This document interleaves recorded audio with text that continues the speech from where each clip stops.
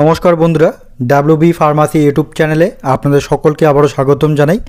আজকে আমরা যে প্রেসক্রিপশনটা সমাধান করব সেটা হচ্ছে একটা ছোট বাচ্চাটার জ্বর বমিটা খুব বেশি হয়, যার কারণে ইমার্জেন্সি হিসাবে কর্মরত চিকিৎসক বাচ্চাটিকে ইঞ্জেকশন এবং কিছু খাওয়ার ওষুধ দিয়েছেন এবং জ্বর হওয়ার কারণে কিছু রক্ত পরীক্ষা দিয়েছেন। সেই ব্যাপারে আমরা বিস্তারিত আলোচনা করব। ইঞ্জেকশনের ডোজ এবং ওষুধের পরিমাণ কতটা করে বাচ্চাটিকে দেওয়ার কথা বলা হয়েছে। তো বন্ধুরা, প্রথমে দেখতে পাবেন প্রেসক্রিপশানটিতে এই বাচ্চাটার নাম, বয়স, জেন্ডার সব দেওয়া রয়েছে। বয়স এখানে 5 বছর, জেন্ডার ফিমেল। এই বাচ্চাটিকে ডাক্তারবাবু ডায়াগনোসিস করার সময় দেখেন যে এই বাচ্চাটার ফিভার মানে জ্বর রয়েছে আর তার সঙ্গে ভমিটিং মানে বমি করছে একদিন ধরে। ইমিডিয়েটলি বমিটাকে কমানোর জন্য ডাক্তারবাবু এখানে দুটো ইঞ্জেকশন দিয়েছেন। একটা ইঞ্জেকশন রেনটাক, একটা ইঞ্জেকশন দিয়েছেন ওনডেম। তো প্রথম যে ইঞ্জেকশনটা রেনটাক রয়েছে, রেনটাক একটা বাণিজ্যিক নাম, ভারতবর্ষে পাওয়া যায়। এটার মধ্যে র্যানিটিডিন থাকে। এই রেনটাক ইঞ্জেকশনটা বা অ্যাম্পেলটা এটা জেবি কেমিক্যাল লিমিটেড কোম্পানির তৈরি। এটার মধ্যে র্যানিটিডিন থাকে 25 mg প্রতি ml, অর্থাৎ 2 ml একটা অ্যাম্পেলের মধ্যে টোটাল 50 মিলিগ্রাম কি থাকে, র্যানিটিডিন থাকে। তো হাফ অ্যাম্পেল দেওয়ার পরামর্শ দেওয়া হয়েছে, মানে 25 mg র্যানিটিডিন দেওয়ার পরামর্শ দেওয়া হয়েছে। IM মানে রয়েছে ইন্ট্রামাস্কুলার, অ্যাম্পেলের সিম্পল AMP লেখা হয়েছে এবং স্ট্যাট কথাটা মানে হচ্ছে ইমিডিয়েটলি, অর্থাৎ তৎক্ষণাৎ দেওয়ার পরামর্শ দেওয়া হচ্ছে। এই র্যানটাক ইঞ্জেকশনের মধ্যে যে র্যানিটিডিন থাকে, এটার মেন কাজ হচ্ছে যে স্টোমাকের মধ্যে অতিরিক্ত পরিমাণ অ্যাসিড নিঃসরণ হলে কি হয়, অ্যাসিডিটিজনিত হার্টবার্ন, বুকে জ্বালা পোড়া বা বমি ভাব বা বমি হয়। তো সেই কারণেটা দেওয়া হয়েছে। তো র্যানিটিডিনকে বলা হয় H2 রিসেপ্টর ব্লকার, অর্থাৎ এটা কিন্তু অ্যাসিড নিঃসরণ অতিরিক্ত পরিমাণ হতে দেবে না।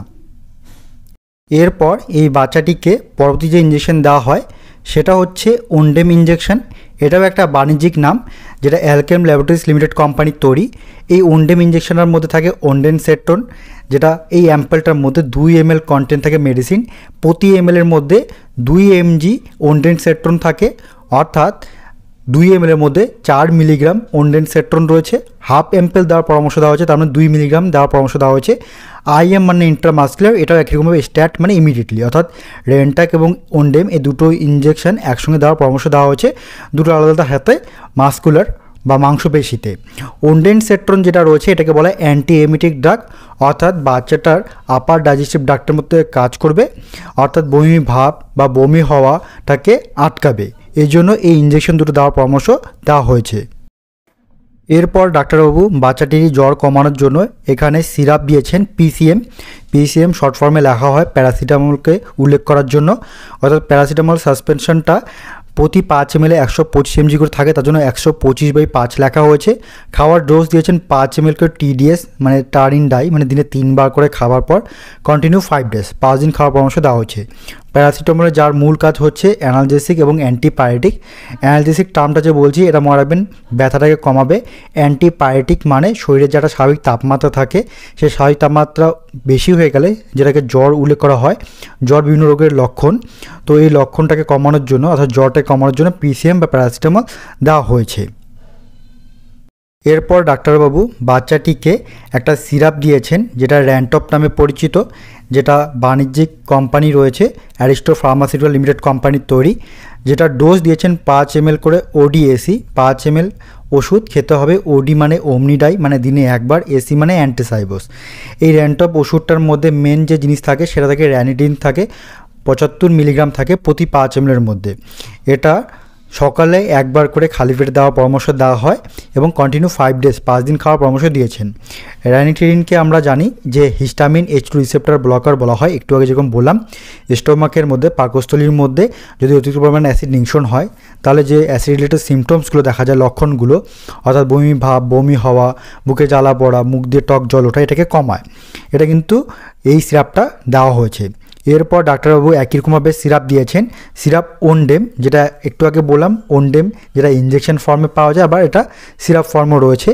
তো এটা অ্যালকেম ল্যাবরেটরিজ লিমিটেড কোম্পানির তৈরি, যার প্রতি 5 ml এর মধ্যে 2 মিলিগ্রাম ওনডেনসেট্রন থাকে, যার খাওয়ার ডোজ বলা হচ্ছে 5 ml করে বিডি দিনে 2বার, কিন্তু অবশ্যই এটা খাওয়ার আগে, সকালে একবার রাতে একবার খাওয়ার আগে, অথবা দিনে 3বার করেও কিন্তু দেওয়া হয়। এক্ষেত্রে ডাক্তারবাবু 2বার উল্লেখ করেছেন, কন্টিনিউ 5 ডেজ।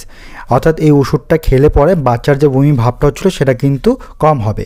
অনডেনসেট্রন আপার ডাইজেস্টিভ ট্র্যাক্টের মধ্যে কিন্তু ভালো কাজ করে।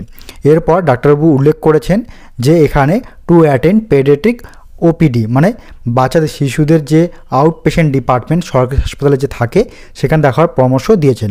এছাড়া ডাক্তারবাবু বাচ্চাটার জ্বর যাতে বেশি না হয় বা জ্বর যদি না কমে তাহলে, বা অনেকদিন ধরে জ্বর থাকলে রক্ত পরীক্ষা ব্লাড বিএফ মানে হচ্ছে ব্লাড ফর মানে রক্ত পরীক্ষা, সিবিসি মানে কমপ্লিট ব্লাড কাউন্ট টেস্ট বলা হয়, অর্থাৎ সম্পূর্ণ রক্ত গণনা, যেখানে লোহিত রক্তকণিকা, শ্বেত রক্তকণিকা, অনুচক্রিকা এবং অন্যান্য রক্তের উপাদানগুলোকে দেখা হয় সেগুলো ঠিক আছে কিনা, বা শরীরের মধ্যে জীবাণু সংক্রমণ হয়েছে কিনা বা ব্যাকটেরিয়া সংক্রমণ হয়েছে কিনা সেটা কিন্তু দেখা হয়। এরপর বাচ্চাটার মধ্যে ডেঙ্গু বা ম্যালেরিয়া হচ্ছে না তার জন্য NS1 এবং ম্যালেরিয়া টেস্ট কিন্তু এখানে উল্লেখ করেছেন। এই সমস্ত রক্ত পরীক্ষাগুলো করতে হবে যদি না বাচ্চাটার জ্বর না কমে বা যদি জ্বর অনেকদিন ধরে থাকে। তো ধন্যবাদ বন্ধুরা সম্পূর্ণ ভিডিও দেখার জন্য। এরকম ভিডিও পাওয়ার জন্য অবশ্যই চ্যানেলটিকে সাবস্ক্রাইব করবেন।